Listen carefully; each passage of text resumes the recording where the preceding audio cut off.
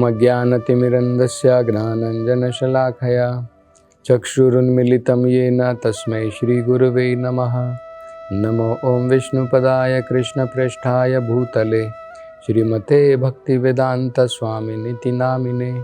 नमस्ते सारस्वते देवे गौरवाणी प्रचारिणे निर्विशेषा शून्यवादी पाश्चात्य देश तारिणे। जय श्री कृष्ण चैतन्य प्रभु नित्यानंद श्री अद्वैत गदाधर श्रीवासादि गौर भक्तवृंद।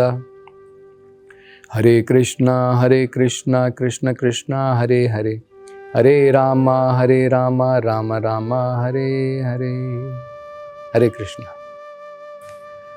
तो नारद जी जो हैं देवता गणों के भारत भूमि के बारे में, भारत में जिन्होंने जन्म लिया है उन निवासियों के बारे में विचार प्रकट कर रहे हैं। तो उन्होंने बताया था कि हमने पिछली कथा में ये देखा था कि देवतागण विचार कर रहे हैं कि भारत भूमि में भी कुछ लोग ऐसे हैं जो डायरेक्टली भारत भूमि में जन्म लिया है, लेकिन भगवान की उपासना करने की जगह में वो अपनी इच्छा पूरी करने के लिए देवताओं के पास में जाते हैं। भगवान उनकी इच्छा जो है पूरी करवा देते हैं, लेकिन उनको वो फल जो डायरेक्टली मिल सकता था उसी जीवन में भगवत प्राप्ति वो नहीं मिल पाती है। उनकी स्थिति जो है धीरे धीरे आगे बढ़ती है, लेकिन जो लाभ उनको मिलना चाहिए था वो नहीं मिल पाता है। अब जो है अगला वो विचार प्रकट करते हैं कि इसकी जगह में अगर कोई व्यक्ति भारतवर्ष में उसने जन्म लिया है और उसके अंदर में बहुत सारी भौतिक आकांक्षाएं हैं, इच्छाएं हैं, लेकिन वो देवताओं के पास में नहीं जाता है, अपनी इन भौतिक इच्छाओं को लेकर के भगवान की भक्ति में लगता है। इनको क्या कहते हैं? सकाम भक्त कहते हैं। मतलब भक्ति कर रहे हैं लेकिन कुछ मोटिवेशन है, कुछ उनके मन में आकांक्षाएं हैं, कुछ काम की इच्छाएं हैं जो वो पूरा करना चाहते हैं, और उस तरीके से वो देवताओं के पास में नहीं गए हैं लेकिन भगवान की उपासना में लगे। तो कहते हैं कि भगवान उनकी इच्छा को पूरी भी कर देते हैं और साथ साथ में क्या करते हैं भगवान? ऐसा आशीर्वाद उनको प्रदान करते हैं कि वो दोबारा भगवान के पास में भौतिक इच्छा लेकर के नहीं आते हैं। अब देखिए ये बहुत महत्वपूर्ण बात है।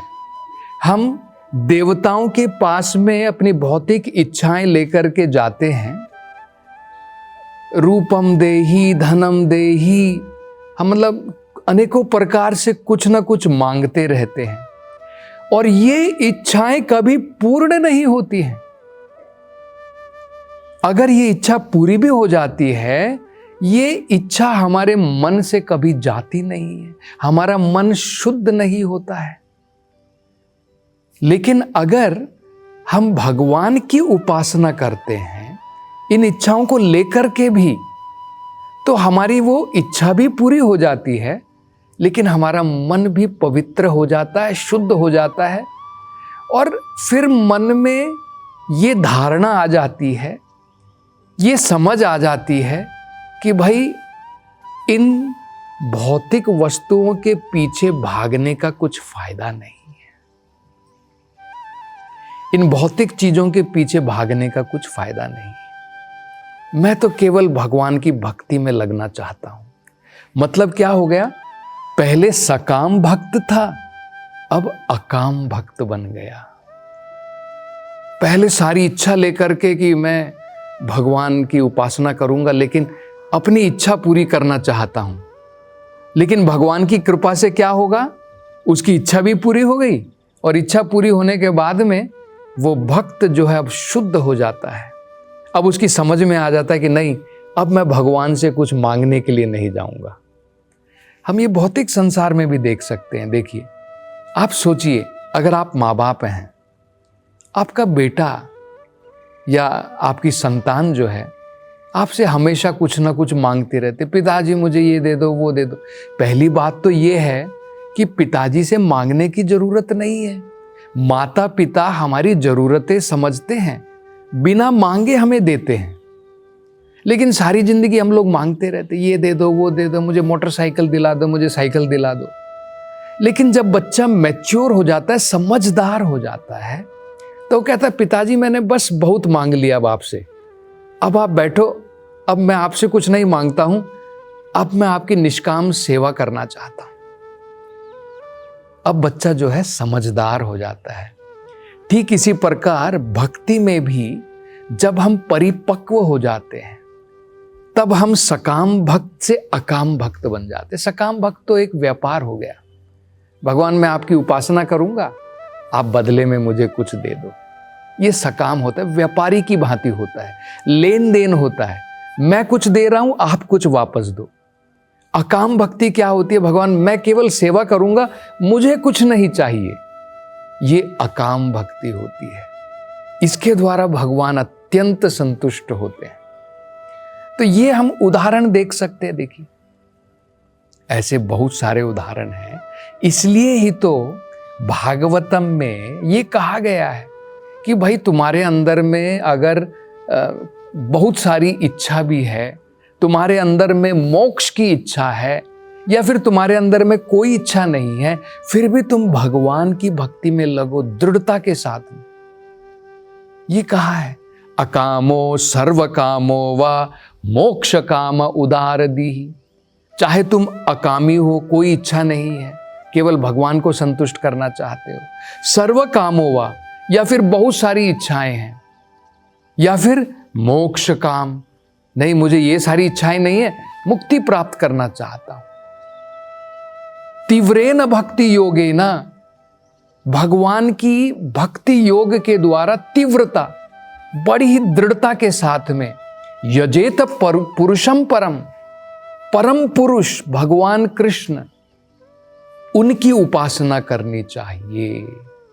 ये जो है भागवतम में भी बताया गया है। अब देखिए, उदाहरण भी हम लोग देख सकते हैं।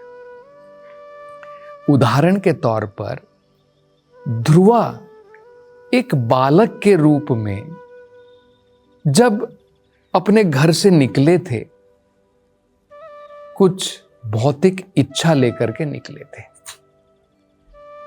उन्होंने अपनी मां से कहा कि मां, आज मेरा बहुत अपमान हुआ है मेरी सौतेली मां के द्वारा। मैं अपने पिता की गोद में बैठना चाहता था, लेकिन मेरी सौतेली मां ने कह दिया, हे ध्रुवा, तेरा जन्म अभागी मां के द्वारा हुआ है। अगले जन्म में अगर तू मेरी कोख से जन्म लेगा, तब तुझे ये अवसर प्राप्त होगा कि तू अपनी पिता की गोद में बैठ पाएगा, अन्यथा भूल जा, तू नहीं बैठ सकता है। तो इतना अपमानित होने के बाद में वो अपनी मां के पास रोते हुए आए ध्रुवा महाराज। तो उनकी मां ने कहा कि बेटा, अगर तू अपनी इच्छा पूरी करना चाहता है तो केवल एक व्यक्ति तेरी इच्छा पूरी कर सकता है, वो है भगवान नारायण। और मैंने सुना है कि भगवान नारायण की प्राप्ति के लिए लोग अपना घर बार सब छोड़ करके जंगल में जाकर के भगवान की भक्ति में लग जाते हैं। तो तुरंत ध्रुवा महाराज ने ये बातें सुनी अपनी मां की, और अपने घर का त्याग कर दिया और जंगल में चले गए। वहां पर नारद जी से उनकी जो है मुलाकात हुई। नारद जी ने कहा, रे बेटे, तुम तो बहुत छोटे हो, तुम यहाँ क्या कर रहे हो? तुम्हारी तो खेलने कूदने की उम्र है, क्योंकि नारद जी उनको टेस्ट करना चाहते थे। अब ध्रुवा ने कह दिया, नारद जी, मैं आपकी बात तो सुनने वाला नहीं हूं। अगर आप मुझे कुछ शिक्षा देना चाहते हैं तो मुझे ये बताइए कि भगवान नारायण की प्राप्ति कैसे करनी है। तब जब उन्होंने उनका संकल्प देखा, जब उन्होंने देखा इतनी दृढ़ता है, तब नारद जी बड़े प्रसन्न हुए और उन्होंने उनको वो मंत्र दिया, ओम नमो भगवते वासुदेवाय। 6 महीने तक लगातार धीरे धीरे उन्होंने खाना पीना छोड़ दिया, पानी पीना छोड़ दिया, एक टांग के ऊपर खड़े होकर के केवल भगवान को याद करते हुए, इस मंत्र का उच्चारण करते हुए 6 महीने के अंदर में साक्षात भगवान के दर्शन किए। और देखिए वो किस भाव से गए थे, भगवान से क्यों मिलना चाहते थे? भगवान से मिलना चाहते थे क्योंकि भगवान से अपनी इच्छा पूरी करवाना चाहते थे। कुछ इच्छा लेकर के आए थे। क्या इच्छा थी उनकी? अरे मेरे पिताजी ने एक अपने राज्य के कारण इतना अपमान किया मेरा, अपनी गोद में बैठने को नहीं छोड़ा, तो अब मुझे क्या चाहिए? मेरे पिता से भी बड़ा राज्य, मेरे परम पिता ब्रह्मा जी से भी बड़ा राज्य चाहिए, परम पिता से भी बड़ा राज्य चाहिए। तो ये अभिलाषा लेकर के भगवान की भक्ति में लगे थे। भगवान ने साक्षात दर्शन दिए। साक्षात दर्शन लेने के बाद में अब जो है ध्रुव महाराज की आंखें खुल गई। वो शर्मिंदा हो गए। शर्मिंदा होकर के भगवान से कह रहे, मैं कितना मूर्ख हूं भगवान, मैं आपकी उपासना कुछ प्राप्त करने के लिए मैंने किया।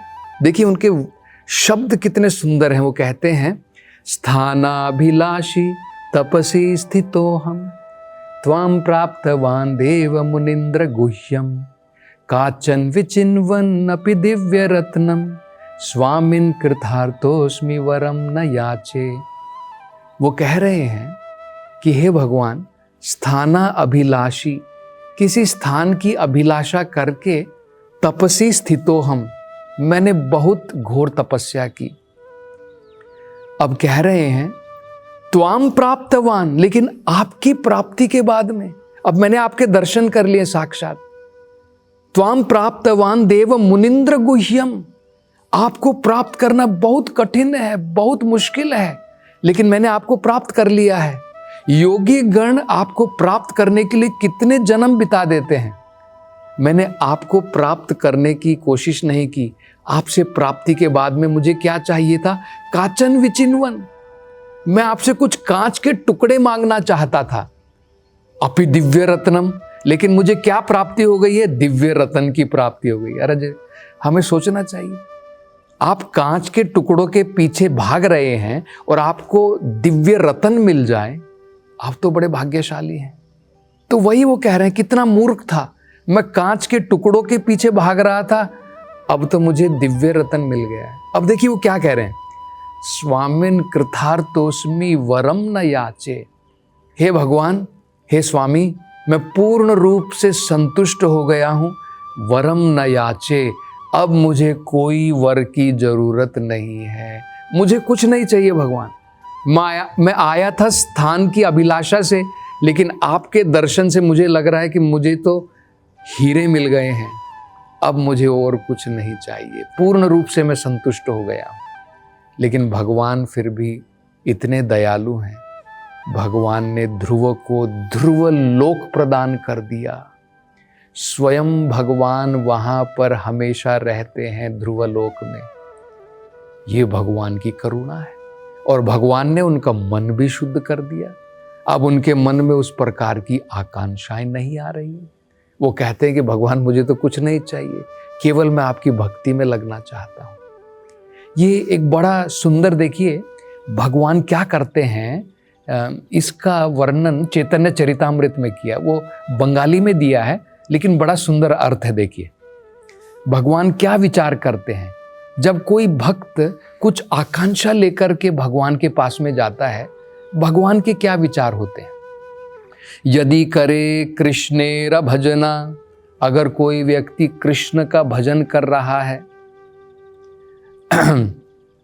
कृष्ण कहे आमा भजे मांगे विषय सुखा, कृष्ण सोच रहे हैं अरे ये भजन तो मेरा कर रहा है, लेकिन क्या चाहिए इसको? मांगे विषय सुखा। लेकिन क्या मांग रहा है, क्या है इसका विचार? नहीं, मुझे भौतिक सुख चाहिए। भजन मेरा कर रहा है, लेकिन विचार क्या है उसके मन के अंदर में? भौतिक विषय चाहिए, भोग चाहिए।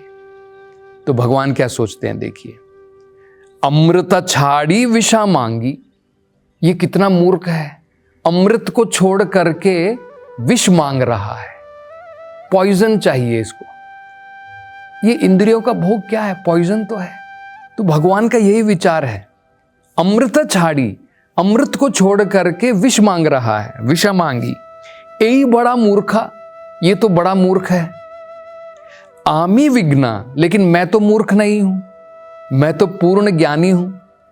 आमी विघ्ना ए मूर्खा विषय केने दिबा, ये विषय पूछ रहा है तो क्या मैं इसको ये पॉइजन दूंगा, क्या मैं इसको ये विष दूंगा? स्वचरणा मृता, उसको विष देने की जगह अब मैं उसको अपने चरणों में जगह दूंगा। ये बहुत महत्वपूर्ण है। देखिए, भगवान, जब हम भगवान से ये भौतिक इच्छा लेकर के जाते हैं, भगवान इतने दयालु हैं, वो इच्छा तो हमारी पूर्ण कर देते हैं, लेकिन हमारे मन से वो विष निकाल देते हैं ताकि बाद में हम इस भौतिक विषयों के पीछे ना भागें। ये भौतिक विषय क्या है? ये जहर है। ये इंद्रिय भोग क्या है? ये जहर है। हमें बार बार इस भौतिक संसार में जन्म लेना पड़ेगा, कष्ट भोगने पड़ेंगे, जहर ही तो हो गया। तो भगवान ज्ञानी है, वो हमें ये प्रदान नहीं करते हैं। तो ये बड़ी महत्वपूर्ण बात है।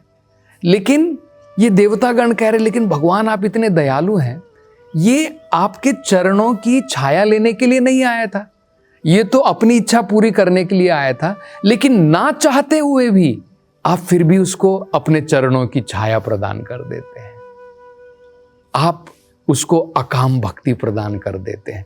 ये आपकी बड़ी कृपा है। तो इसलिए ये देवतागण प्रार्थना करेंगे, हे भगवान, अगर हम इस स्वर्ग लोक में यहां पर अपना जीवन बिता रहे हैं, अगर हमारा कुछ भी पुण्य शेष बाकी रह जाए खत्म होने के बाद में, कृपा करके हमें दोबारा भारतवर्ष में जन्म लेने का अवसर प्रदान करो, ताकि वहां पर रह करके हम आपकी भक्ति करके अपने जीवन को सफल बना सकें। तो और इस अध्याय में आगे क्या चर्चा होगी, इसकी चर्चा हम अगली कथा में करेंगे। हरे कृष्ण। त्रिवेणी का ये संगम सारे पाप हर जाता है, कुंभ नहीं वरदान है, मोक्ष द्वार कहलाता है। प्रयागराज की ये धरती संतों का यहाँ रेला है, कण कण में यहाँ ज्ञान भरा ये महाकुंभ का मेला है। अमृत का रस छलकाए वो महाकुंभ है, जहाँ आस्था की धारा वो महाकुंभ है। नमस्कार, मैं हूँ सुरेश वाडकर।